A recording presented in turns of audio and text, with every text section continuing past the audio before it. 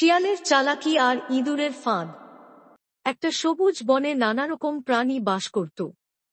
বনের সবাই ছিল মিশুক আর বন্ধুত্বপূর্ণ, কিন্তু একটা সমস্যা ছিল। সেই সমস্যা হল এক চালাক শিয়াল। বনের ছোট প্রাণীদের সে প্রায়ই ধোঁকা দিয়ে তাদের খাবার কেড়ে নিত। ইঁদুর আর পিঁপড়া এই নিয়ে খুবই বিরক্ত ছিল।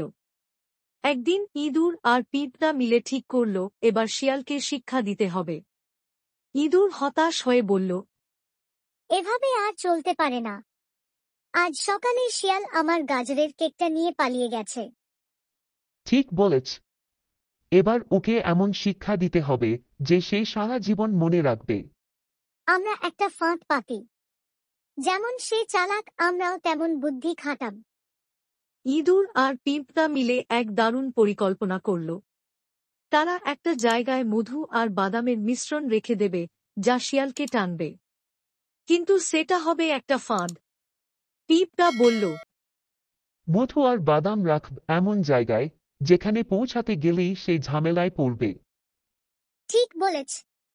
এবার ওকে একটা বড় ধাক্কা দিতে হবে। বনের মাঝখানে একটা ঝোপের পাশে তারা মধু আর বাদামের মিশ্রণ রেখে দিল।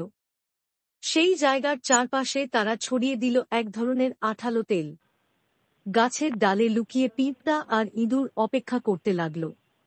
গন্ধ ছড়িয়ে পড়ল বনের বাতাসে। কিছুক্ষণ পর শিয়াল নাকে গন্ধ পেয়ে ছুটে এলো।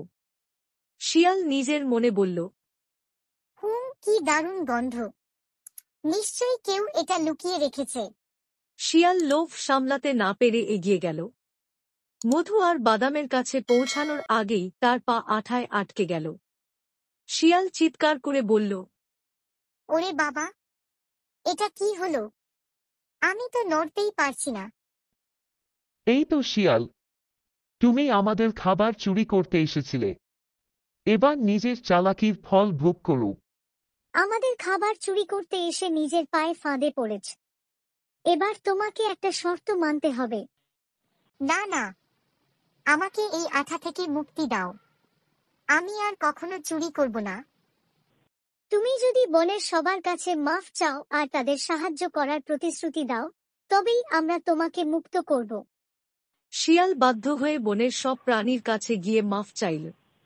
সে প্রতিজ্ঞা করল আর কখনো কারো ধোঁকা দেবে না। বনের সব প্রাণী আনন্দে একসঙ্গে বসে খেলা করছে। শিয়াল এখন সবার বন্ধু হয়ে উঠেছে। ইঁদুর আর পিঁপড়া হাসতে হাসতে বলল, এবার থেকে আমাদের বন থাকবে শান্তিপূর্ণ।